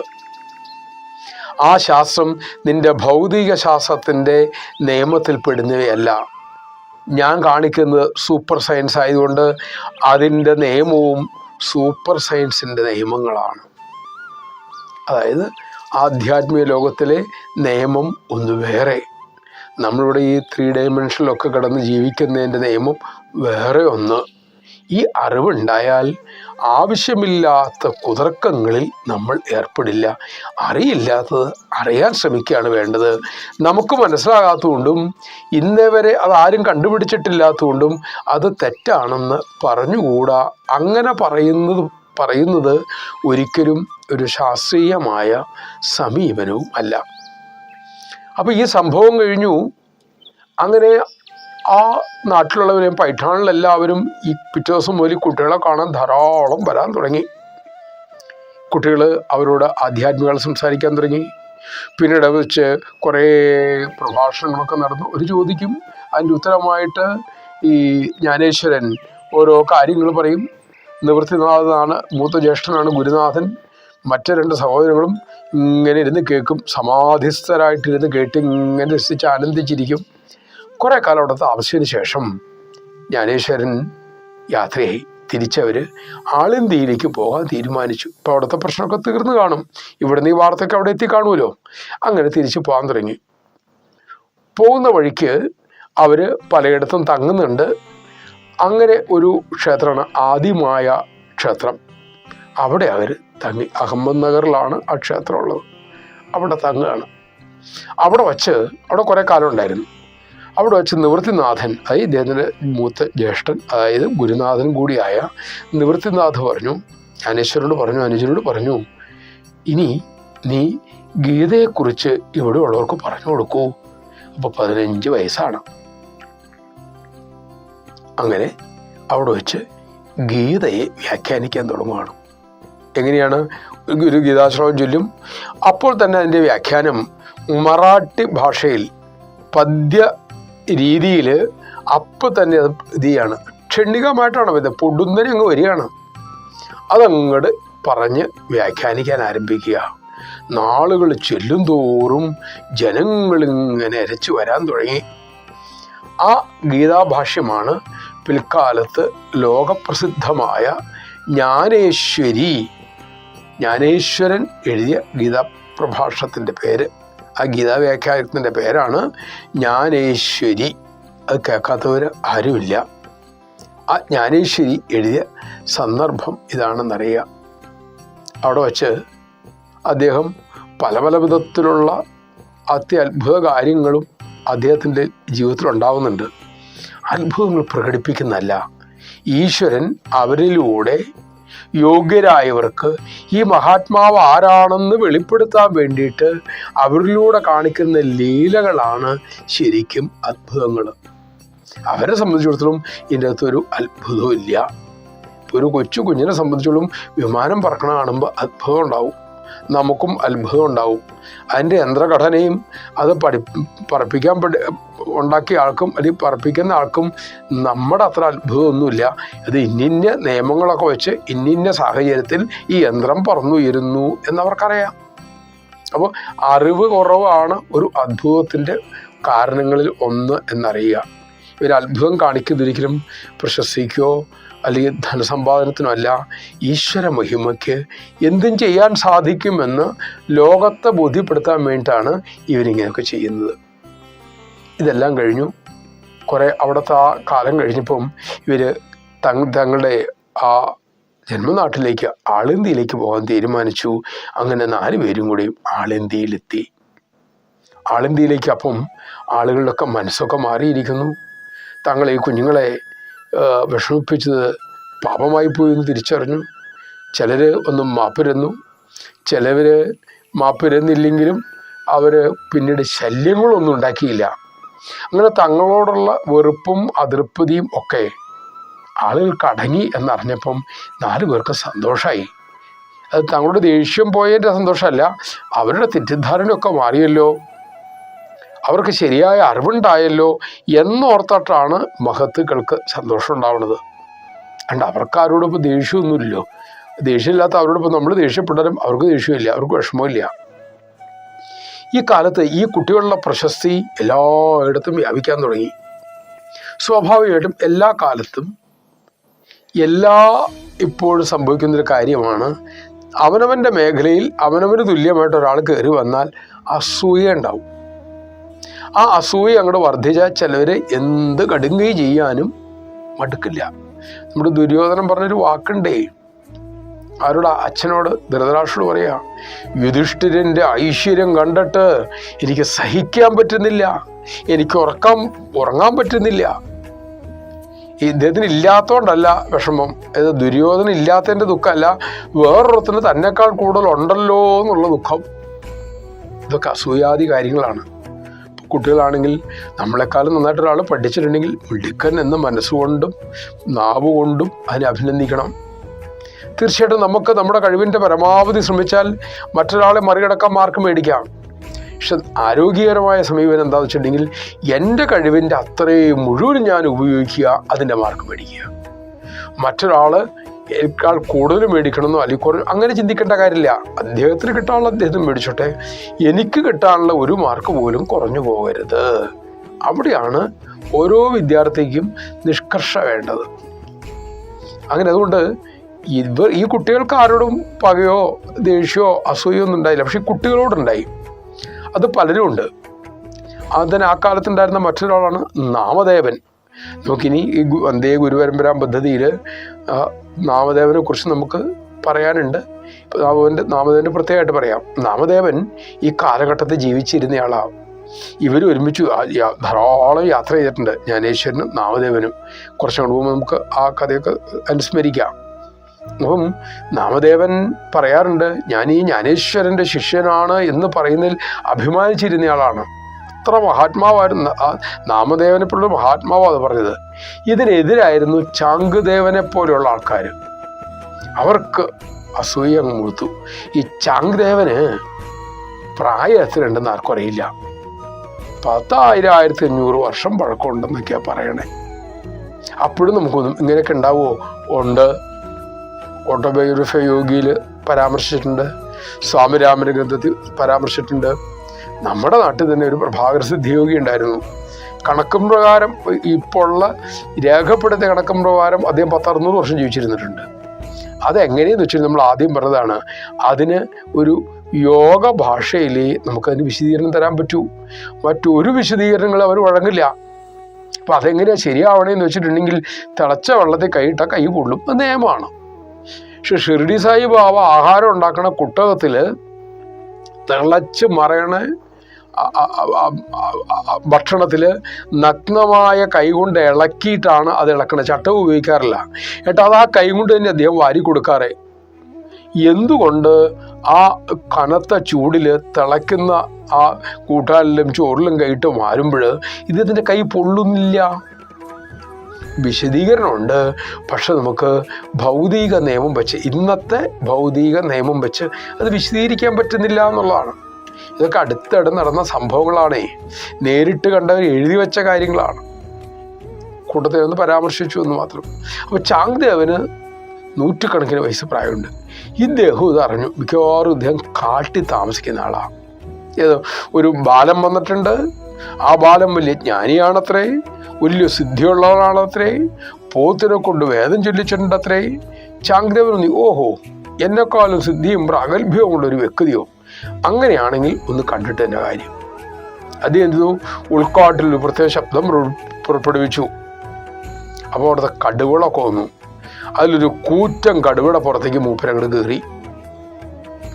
ഇപ്പം ചട്ടമ്പിസ്വാമികളും നാരായണ ഗുരുദേവനും ഒക്കെ അവരുടെ ജീവിതത്തിൽ കാണാം. വന്യമൃഗങ്ങളൊക്കെ അവരുടെ സമീപത്ത് എത്രയും ശാന്തമായിട്ടാണ് വർത്തിക്കുന്നത് കാണാം.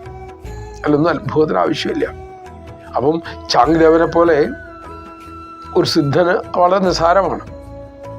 ഈ കടുവയുടെ പുറത്ത് കയറിയിട്ട് ഒരു വലിയ പാമ്പിനെ അദ്ദേഹം കയറ് പോലെ എടുത്തു.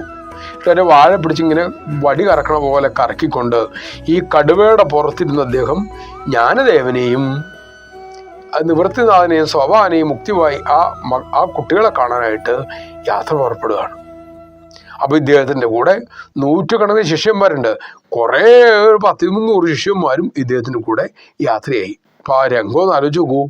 ഗുരുനാഥൻ ഒരു കൂറ്റൻ ശരീരമുള്ള ഒരാൾ ഒരു കടുവയുടെ പുറത്ത് കയറി നാട്ടിൻപുറത്തേക്ക് വരികയാണേ. എന്തൊരു ഭീകരമായ രംഗ.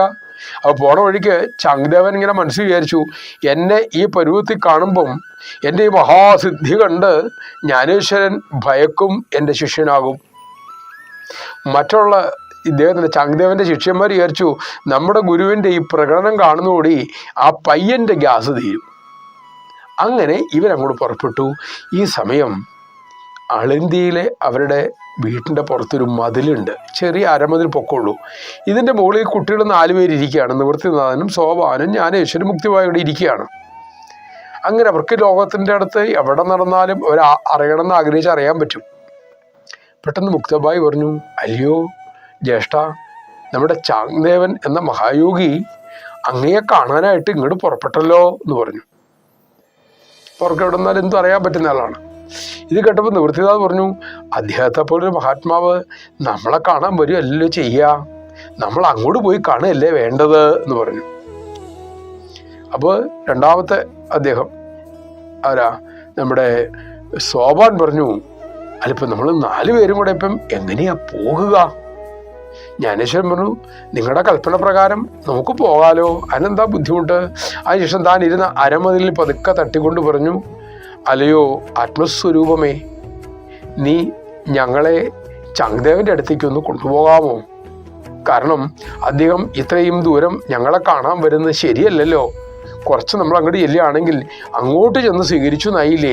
മാത്രമല്ല അദ്ദേഹത്തിൻ്റെ കൂടെ കൂടുതൽ നടത്തിക്കാതെ നമുക്ക് ബുദ്ധിമുട്ടും ഒഴിവാക്കാമല്ലോ, അദ്ദേഹത്തിൻ്റെ ബുദ്ധിമുട്ട് ഒഴിവാക്കാമല്ലോ എന്ന് പറഞ്ഞു. ഇത് പറഞ്ഞ് ആ മതിലെ പെട്ടെന്ന് ഇങ്ങനെ മെല്ലെ 1-2 പ്രാവശ്യം തട്ടി. മതിൽ മെല്ലെ ഒന്ന് ഇളകി, പിന്നീട് ഒന്ന് മാറി. പിന്നീട് ഈ 4 പേരെയും വഹിച്ചുകൊണ്ട് ആ മതിലിൻ്റെ അത്രയും ഭാഗം മെല്ലെ നീങ്ങാൻ തുടങ്ങുകയാണ്. നിമിഷങ്ങൾ കഴിയും തോറും ഇതിൻ്റെ വേഗത കൂടിക്കൊണ്ടേയിരുന്നു. പിന്നീട് സാമാന്യ നല്ല വേഗതയിൽ ഈ മതില് ഈ 4 പേരെയും വഹിച്ചുകൊണ്ട് ചാങ്ദേവൻ പുറപ്പെട്ട ദിക്കിലേക്ക് യാത്ര ആരംഭിച്ചു. മുന്നോട്ട് പോകും തോറും മതിലിൻ്റെ വേഗം കൂടിക്കൊണ്ടിരുന്നു. പിന്നീടത് മിന്നൽ പിണർ പോലെ പാഞ്ഞു എന്നാണ് ജ്ഞാനദേവൻ്റെ കഥ പറയുന്നവർ പറയുക. അതിവേഗതയിൽ അത് കുതിച്ചു പായാണ്. എങ്ങോട്ട്? കാരണം അദ്ദേഹത്തിന് മഹാത്മാവിൻ്റെ കൽപ്പനയുണ്ട് മതിലിന്. എന്താ കൽപ്പന? ചാങ്ദേവൻ്റെ അടുത്ത് പോയി നമുക്ക് അദ്ദേഹത്തെ കാണണം. വഴിയൊക്കെ അവർ കണ്ടുപിടിച്ചോളും. മതിലിനൊക്കെ സ്വന്തം GPS ഉണ്ട് ഒരു മഹാത്മാവ് പറഞ്ഞു കഴിഞ്ഞാൽ. ഈ സമയം കടുവപ്പുറത്ത് കയറിയിട്ട് ചാങ്ദേവൻ പാമ്പിനെയും ചുഴറ്റിക്കൊണ്ട് ഇങ്ങോട്ടും കുതിക്കുകയാണ്. ദൂരെ നിന്ന് തന്നെ ഈ മതിൽ വരുന്നതിൻ്റെ ഉഗ്രമായ കാറ്റടിക്കുന്ന ആ അനുഭവം ചാങ്ദേവനും സംഘത്തിനുണ്ടായി.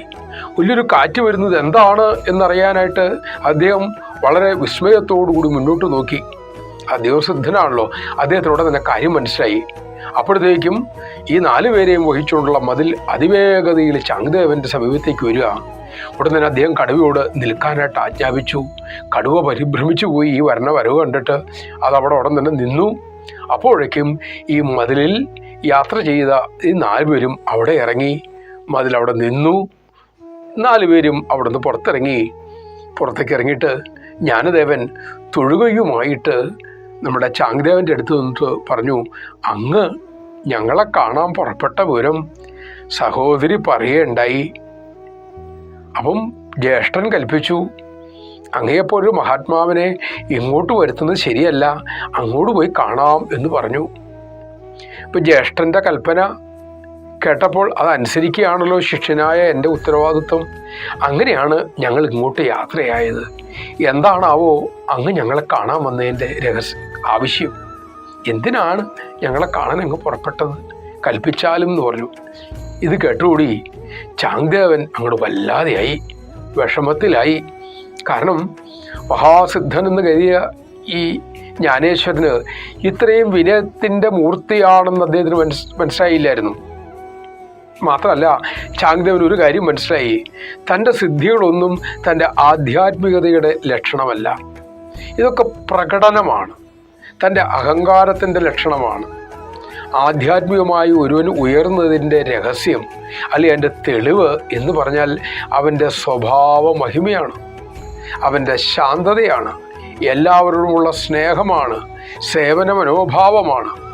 ഈ മഹാസിദ്ധനായ ജ്ഞാനേശ്വരൻ എത്ര വിനയത്തോടു കൂടിയാണ് അല്പനായ തൻ്റെ അടുത്ത് വന്ന് ഇങ്ങനെ വിനയപൂർവ്വം പെരുമാറിയത്. ചാങ്ദേവൻ സിദ്ധനായതുകൊണ്ട്, അദ്ദേഹത്തിന് ഈ മഹാത്മ്യം മനസ്സിലായതുകൊണ്ട് അദ്ദേഹം സാഷ്ടാംഗം അങ്ങോട്ട് നമസ്കരിച്ചു. 15 ഇത്ര വയസ്സുള്ളൂ എന്ന് ആലോചിച്ചോളൂ കേട്ടോ. സാഷ്ടാംഗം അങ്ങ് നമസ്കരിച്ചു. പറഞ്ഞു, പ്രഭു ക്ഷമിക്കണം, ഞാനെന്തോ അഹങ്കാരം കൊണ്ട് ഇങ്ങനെയൊക്കെ കാണിച്ചു, എന്നോട് പൊറുക്കണം. എനിക്കിപ്പോൾ എൻ്റെ അകക്കണ്ണ് തുറന്നു. അതിനുശേഷം ചാങ്ദേവൻ തൻ്റെ ഗുരുസ്ഥാനത്ത് അദ്ദേഹത്തെ കാണുകയും ജ്ഞാനേശ്വരനെക്കുറിച്ച് അതിഗംഭീരമായൊരു സ്തുതി രചിക്കുകയും ചെയ്തു. ഏകദേശം 65ഓളം ശ്ലോകമുണ്ട്. ചാങ്ദേവസ്പഷ്ടി എന്നാണ് ആ സ്തോത്രകാവ്യം അറിയപ്പെടുന്നത്. പിന്നീട് അദ്ദേഹത്തിന് വേണ്ട ഉപദേശങ്ങളും നിർദ്ദേശങ്ങളൊക്കെ കൊടുത്തിട്ട് ചാങ്ദേവനും കുടുംബവും, പിന്നീട് കുടുംബം എന്ന് വെച്ചാൽ ആ സഹോദരങ്ങളും തിരിച്ചു പോയി ആളുകൾക്ക് ജ്ഞാനോദയമൊക്കെ കൊടുത്ത് ഇങ്ങനെ സഞ്ചരിക്കുകയാണ്. ഏകദേശം 1 വർഷം കഴിഞ്ഞപ്പോൾ ഇദ്ദേഹത്തിന് തോന്നി, അപ്പം ഇദ്ദേഹത്തിൻ്റെ പ്രധാന ജോലിയൊക്കെ കഴിഞ്ഞു, ജ്ഞാനേശ്വരി ഭാഷ എഴുതി കഴിഞ്ഞു, ആത്മാനുഭവം എഴുതി കഴിഞ്ഞു, ധാരാളം പേർക്ക് ഉപദേശങ്ങൾ കൊടുത്ത് അവരെ ധന്യരാക്കി. എന്നാൽ ഒന്ന് തീർത്ഥാടനം പോയേക്കാം എന്ന് തീരുമാനിച്ചു. എല്ലാ മഹാത്മാക്കളുടെയും ജീവിതത്തിൽ നമുക്കത് കാണാം. എല്ലാ അവതാര പുരുഷന്മാരും സദ്ഗുരുക്കന്മാരും അവരുടെ ആ ഒരു അവതാര ദൗത്യത്തിൻ്റെ ഭാഗമായി അന്ന് പോകാവുന്ന ദിക്കിലൊക്കെ, അതാത് കാലത്ത് പോകേണ്ട ദിക്കിലൊക്കെ പോകും. എന്തിനാണ് അവർ പോകുന്നതെന്ന് വെച്ചിട്ടുണ്ടെങ്കിൽ ദീപം കൊണ്ടാണ് അവർ പോകുന്നത്. എന്ത് ദീപം? ജ്ഞാനദീപം. ആ ജ്ഞാനദീപം കൊണ്ട് അവർ പോകുമ്പോൾ ഇത് കൊളുത്താൻ എവിടെയൊക്കെയാണോ യോഗ്യതയുള്ളത് അവിടെയൊക്കെ അവർ ആ ജ്ഞാനദീപം കൊളുത്തിയിട്ടേ പോവുള്ളൂ. കാരണം അവർ വരുന്നത് അതിന് വേണ്ടിയിട്ട് തന്നെയാണ്. ഏത് മഹാത്മാക്കളും നോക്കിക്കൊള്ളൂ, അവർ തീർത്ഥാടനം നടത്തിയിട്ടുണ്ട്. ഇതിനൊരു അപവാദമായിട്ട് നമുക്ക് പറയാനുള്ളത് രമണ ഭഗവാനെ മാത്രമാണ്.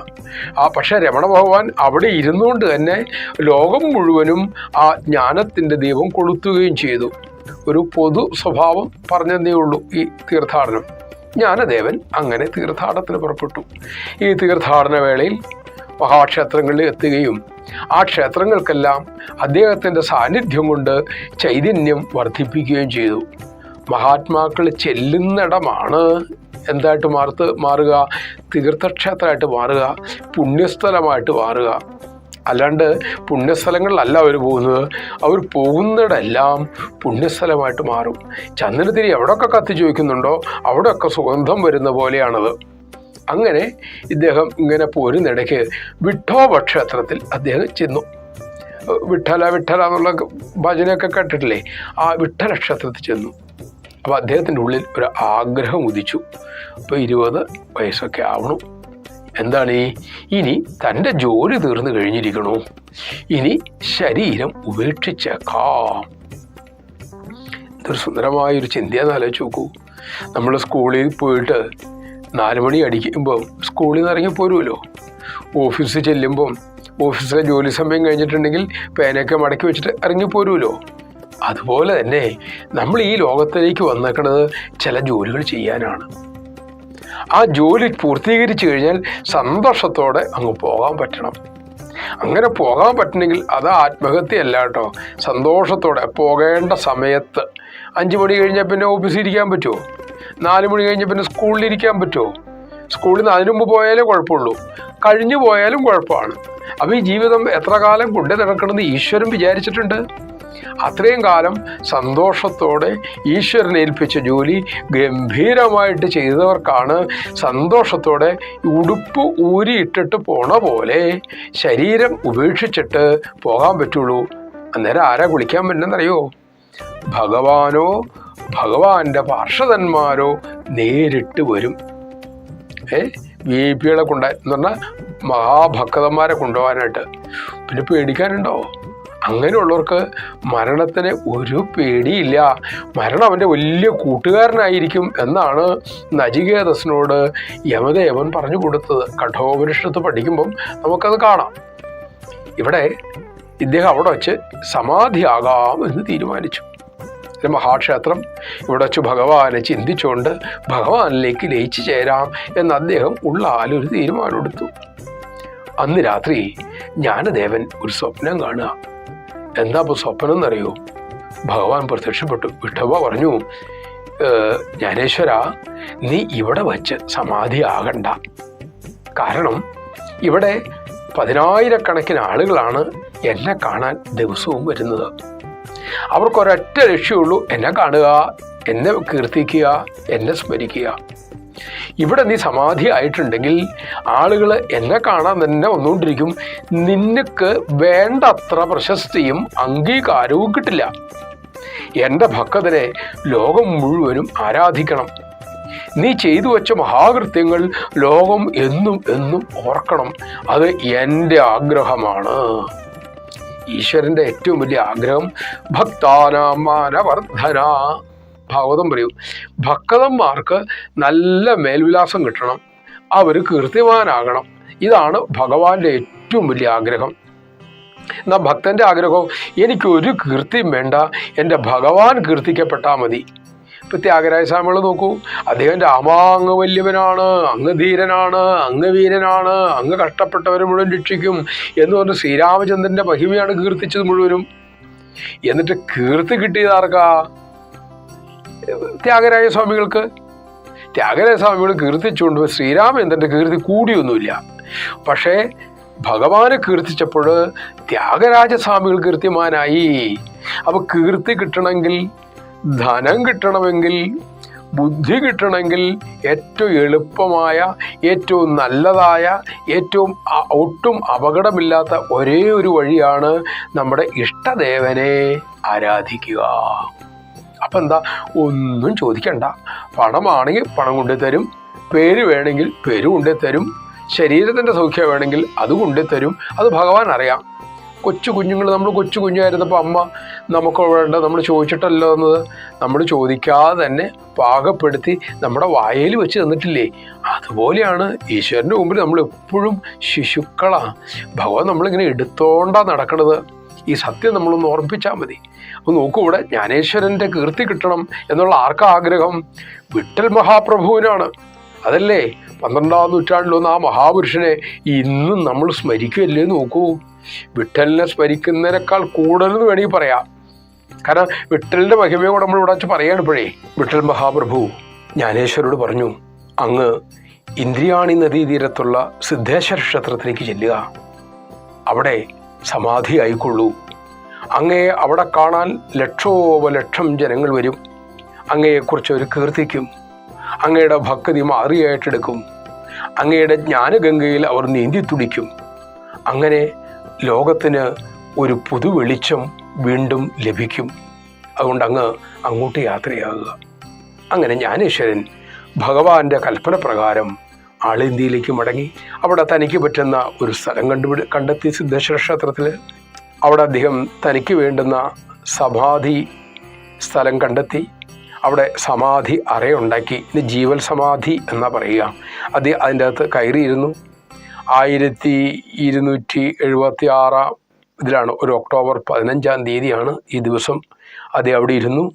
അദ്ദേഹം അവിടെ ആസനസ്ഥനായിട്ടിരുന്നപ്പോൾ അദ്ദേഹത്തിൻ്റെ ചുറ്റും ഈ കല്ലുകൾ വച്ച് കെട്ടി ആ സമാധി അങ്ങോട്ട് അടക്കിയാണ്.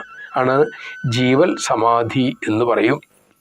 അത് കാണുമ്പം മറ്റുള്ള സഹോദരങ്ങൾക്ക് വിഷമമൊന്നും ഉണ്ടായി എന്ന് ധരിക്കരുത്. കാരണം അവർ വലിയൊരു യോഗാവസ്ഥയിലേക്ക് പ്രവേശിക്കുക എന്നുള്ള അറിവുള്ളത് കൊണ്ട് അവർക്ക് പരിഭ്രമമൊന്നുമില്ല.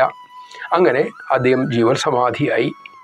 പിന്നീട് 7 മാസം കഴിഞ്ഞപ്പോൾ നിവൃത്തിനാഥും മുക്താബായിയും സോപാനും ഇതേപോലെ തന്നെ ശരീരം ത്യജിച്ചു.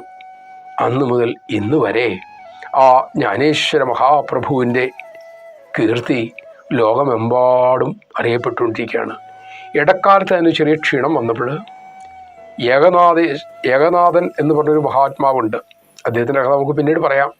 ഈ ഏകനാഥ പ്രഭുവിന് ഭഗവാൻ ദർശനത്തിൽ കൊടുത്തിട്ട്, ഈ ജ്ഞാനേശ്വരൻ ദർശനം കൊടുത്തു. ഒരിക്കൽ സ്വപ്ന ദർശനം കൊടുത്തിട്ട് പറഞ്ഞു, നോക്കൂ, ആളന്തിയിൽ എൻ്റെ സമാധി പീഠത്തിൻ്റെ മുകളിൽ ഒരു ആല് വളരുന്നുണ്ട്. അതിൻ്റെ വേര് താഴത്തേക്ക് വളരുന്നു. എന്നെ അത് ബുദ്ധിമുട്ടിക്കുന്നുണ്ട്. അവിടെ പോയി വൃത്തിയാക്കൂ എന്ന് പറഞ്ഞു.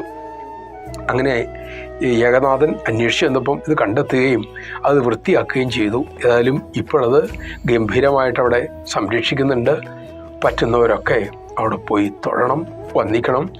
പറ്റുമെങ്കിൽ കൂടെ ഒരു ജ്ഞാനേശ്വരി പുസ്തകവും കൊണ്ടുപോകണം.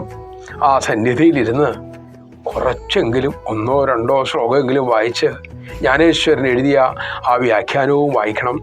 പെട്ടെന്ന് തന്നെ അവിടെ വച്ച് ആ ശ്ലോകത്തിൻ്റെ സാരം, താല്പര്യം ആ മഹാഗുരുവിൻ്റെ കൃപയാൽ നമുക്കുണ്ടാകുകയും ചെയ്യും. നമസ്തേ.